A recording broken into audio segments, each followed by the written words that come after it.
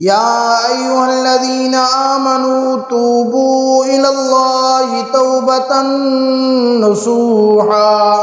فرمایا ایمان والو توبہ کرو اللہ رب العالمین کے ہاں سچی توبہ۔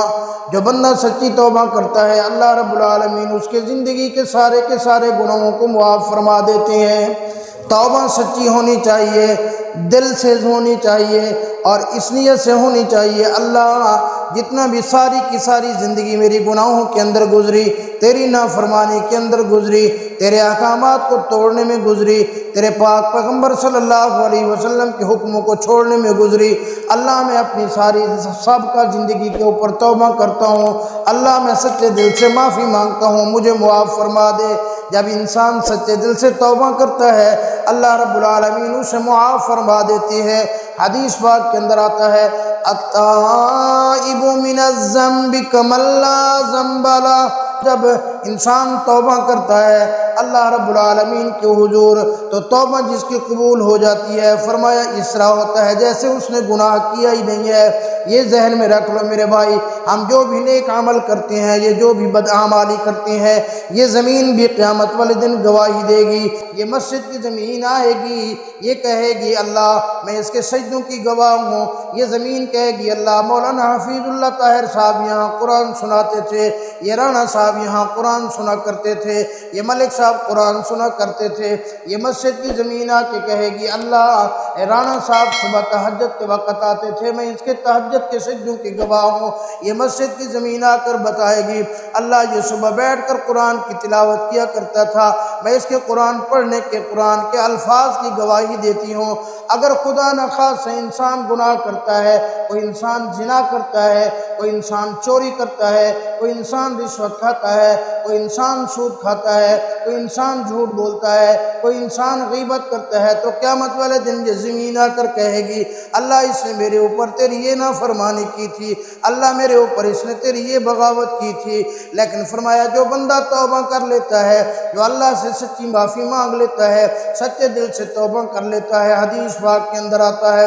اللہ رب العالمین زمین کو بھی بھلا دیتے ہیں، اللہ رب العالمین کائنات کے ذرے ذرے کو بھی بھلا دیتے ہیں کہ وہ قیامت والے دن آ کر اس بندے کے خلاف گواہی دے سکیں جس نے سچے دل سے توبہ کر دی، اللہ نے بھی اسے معاف فرما دیا۔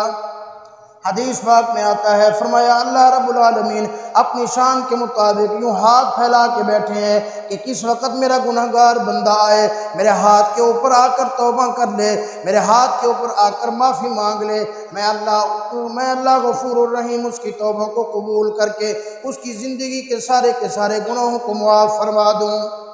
إِلَّا مَنْ تَابَ وَآمَنَ وَعَمِلَ عَمَلًا صَالِحًا فَأُولَئِكَ يُبَدِّلُ اللَّهُ سَيِّئَاتِهِمْ حَسَنَاتٍ، فرمایا جو بندہ دل سے توبہ کرتا ہے، سچی توبہ کرتا ہے، توبہ کرنے کے ساتھ ایمان اور اعمال کی زندگی گزارنے لگ جاتا ہے، اللہ رب العالمین اس کی زندگی کے صرف گناہوں کو معاف نہیں کر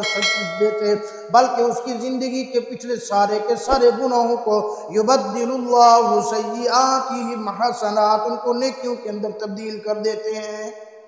تو میرے بھائی ہمیں بھی اللہ رب العالمین کی دربار میں توبہ کرنی چاہیے۔ یہ رمضان المبارک کا مہینہ آ گیا، اس رمضان المبارک کے مہینے میں اللہ کی طرف سے روزانہ ایک ندا دینے والا ندا دیتا ہے، ایک فرشتہ روزانہ آواز دیتا ہے، اللہ کی طرف سے کہتا ہے، اللہ پاک فرماتے ہیں ہے کوئی میرا بندہ مجھ سے توبہ کرنے والا میں اس کی توبہ کو قبول کروں، ہے کوئی بندہ مجھ سے مانگنے والا میں اس کو عطا کروں، ہے کوئی بندہ مجھ سے بخشش طلب کرنے والا میں اللہ اس کے لیے بخشش کے دروازے کھول دوں۔ روزانہ رات کو صدا آتی ہے، بہت سارے تو اللہ والے ایسے بھی ہوتے ہیں شاید اس ندا کو سن لیتے ہیں، راتوں کو کھڑے ہو کر اللہ سے معافی مانگ لیتے ہیں، راتوں کو کھڑے ہو کر اللہ سے عز و نیاز کی باتیں کر لیتے ہیں، راتوں کو کھڑے ہو کر اللہ سے اپنے دل کا حال سنا دیتے ہیں، راتوں کو کھڑے ہو کر اللہ کو اپنے دکھڑے سنا لیتے ہیں، راتوں کو کھڑے ہو کر اللہ کے سامنے اپنی چیزیں رکھ دیتے ہیں، اللہ مجھے یہ پریشانی ہے، اللہ مجھے یہ پریشانی ہے،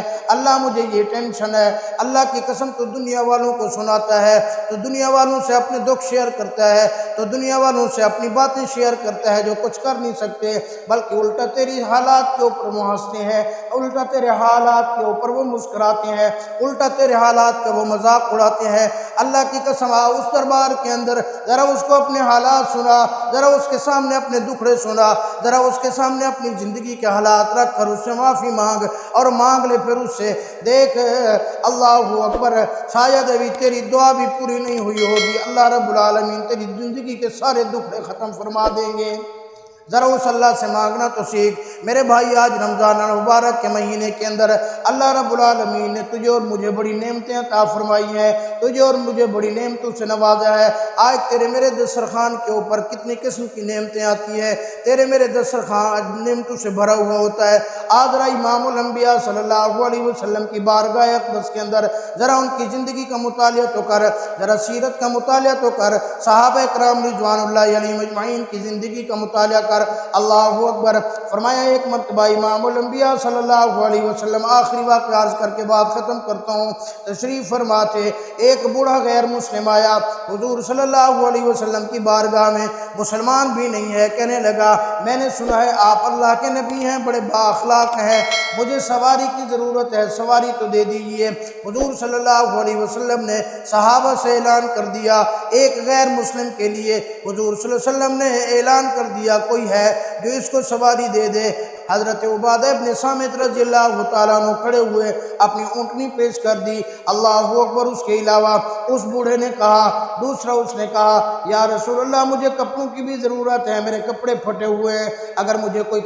کپڑے دے دے، اگر میرے لیے کوئی کپڑوں کا انتظام کر دے۔ امام الانبیاء صلی اللہ علیہ وسلم نے پھر اعلان فرما دیا ہے کوئی اس کو جو کپڑے دے دے، میں اللہ رب العالمین کے دربار سے اسے جنت کا لباس پہناؤں گا۔ حضرت عثمان غنی رضی اللہ تعالیٰ عنہ کھڑے ہوئے، اپنا لباس اس کو پیش کر دیا۔ اس نے تیسرا سوال کر دیا، کہنے لگا یا رسول اللہ جہاں اتنا احسان ہو گیا، آخری عرض یہ ہے کہ میں بھوکا ہوں، مجھے کھانا تو کھلا دیجئے۔ حضور صلی اللہ علیہ وسلم کے سامنے علماء کرام نے لکھا ہے 300 صحابہ کا مجمع ہے۔ حضور صلی اللہ علیہ وسلم نے اعلان فرمایا کوئی ہے جو اس مسکین کو کھانا کھلا دے، کوئی ہے جو اس مسافر کو کھانا کھلا دے، کوئی ہے جو اس بوڑھے کو کھانا کھلا دے، میں محمد الرسول اللہ اسے جنت کے کھانے کھلواؤں گا۔ سارے صحابہ اکرام رضوان اللہ علیہم اجمعین کی فرمایا نگاہیں نیچے جھک گئیں، سر نیچے جھک گئے۔ آپ صلی اللہ علیہ وسلم نے ایک دفعہ اعلان کیا، دوسری دفعہ اعلان کیا، تیسری دفعہ جب اعلان کیا،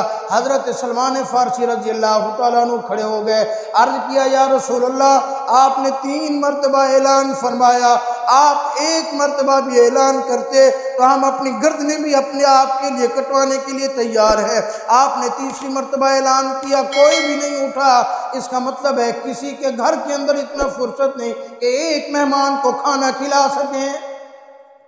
اللہ اکبر۔ علماء کرام نے لکھا ہے 350 صحابہ کا مجمع، ان میں سے سارے کے سارے صحابہ ایسے تھے جو تقریباً 3 دن کا ہر ایک کے گھر فاقہ تھا۔ اللہ اکبر۔ حضرت سلمان فارسی رضی اللہ تعالیٰ عنہ اٹھے، عرض کیا یا رسول اللہ آپ مجھے اجازت دیجئے، میں ایک ایسے گھرانے کے اوپر ان کو لے کے جاتا ہوں جہاں سے یہ خالی واپس نہیں آئے گا۔ فرمایا اجازت ہے لے جا۔ اس بوڑھے غیر مسلم کا ہاتھ پکڑا حضرت سلمان فارسی رضی اللہ تعالیٰ عنہ نے، مدینہ منورہ کی گلی کے اندر پہنچے۔ سیدۃ النساء اہل الجنہ حضرت سیدہ فاطمہ زہرا رضی اللہ تعالیٰ عنہ کے دروازے پر، حضرت علی المرتضیٰ رضی اللہ تعالیٰ عنہ کے دروازے پر دستک دے دی۔ اندر سے آواز آئی من دق الباب، کون ہے؟ عرض کیا سلمان فارسی ہوں، ایک غیر مسلم بوڑھا ہے، آپ کے ابا محمد مصطفیٰ صلی اللہ علیہ وسلم کا مہمان ہے، اس کو کھانے کی ضرورت ہے، کھانا کھلا دیجئے۔ اندر سے خاتون جنت نے کہا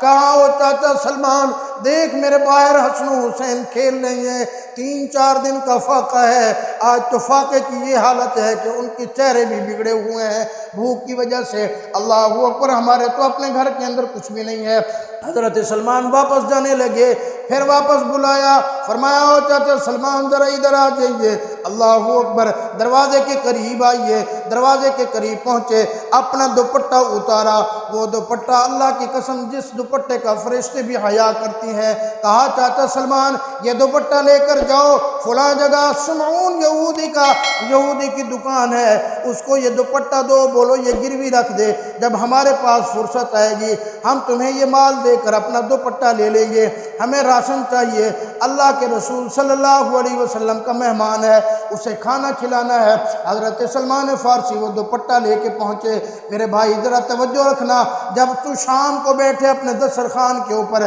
دیکھنا تیرے میرے سامنے کتنی نعمتیں پڑی ہیں، دیکھنا اللہ نے تجھے مجھے کتنی نوازا ہے، اور تو اور میں اللہ کے حضور کتنا جھکتے ہیں، تو اور میں اللہ کے حضور کتنا شکر ادا کرتے ہیں، تو اور میں اللہ کی کتنا نہ شکری کرتے ہیں۔ اللہ اکبر، شمعون یہودی کو دیا، یہودی نے وہ دوپٹہ لیا، دوپٹہ لے کر اسے رکھ دیا، اندر دوڑا دوڑا گیا، کتاب لے کے آیا، کتاب بھی کھول کے دیکھتا ہے، ادھر دوپٹہ دیکھتا ہے، پھر کتاب کھولتا ہے، پھر دوپٹہ دیکھتا ہے، پھر کتاب کھولتا ہے، پھر دوپٹہ دیکھتا ہے، کہنے لگا او سلمان فارسی، ہماری کتابوں کے اندر لکھا ہے کہ 16 جو پیمند ہوں گے وہ کپڑے کے ہوں گے، اس دوپٹے کے اوپر جو 17واں پیمند ہوگا وہ چمڑے کا ہوگا، مجھے 16 پیمند تو نظر آ گئے، 17واں پیمند نظر نہیں آ رہا۔ حضرت سلمان فارسی نے کہا یہ دیکھو یہ پیمند وہ رہا، اللہ اکبر، وہ پیمند دکھایا، شمعون یہودی نے دھاڑ ماری، رونے لگا، زاروں قطار رونے لگا۔ حضرت سلمان فارسی نے پوچھا او شمعون رویا کیوں؟ راشن دینا ہے تو دے دے، نہیں دینا تو چھوڑ دے۔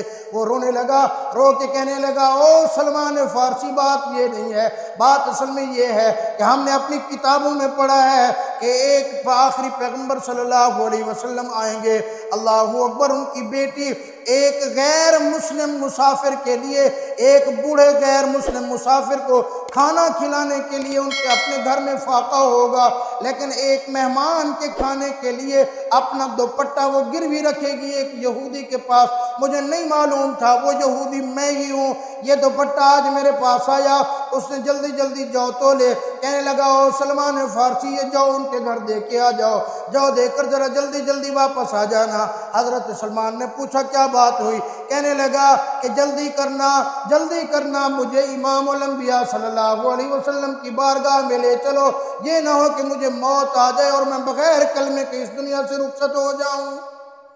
میرے بھائی آج اپنے دسترخوان کے اوپر دیکھ لینا، آج اپنے دسترخوان کے اوپر نعمتیں دیکھ لینا، اپنے گھروں کے اندر کپڑے دیکھ لینا، اپنے گھروں کے اندر ایک سال کا راشن ہمارا جمع ہے، 6 مہینوں کا راشن ہمارا جمع ہے، پھر بھی اللہ کے حضور نہ شکری کرتے ہیں۔ اسی لیے میرے بھائی یہ رمضان المبارک کا مہینہ ہے، زبان سے نہ شکری ختم کر دو، اللہ کے حضور توبہ کریں، اللہ کے حضور معافی مانگے، سارے کوشش کریں گے نا انشاءاللہ۔ اللہ رب العالمین عمل کرنے کی توفیق عطا فرمائے۔ میرے بھائی یہ جو مہینہ ہے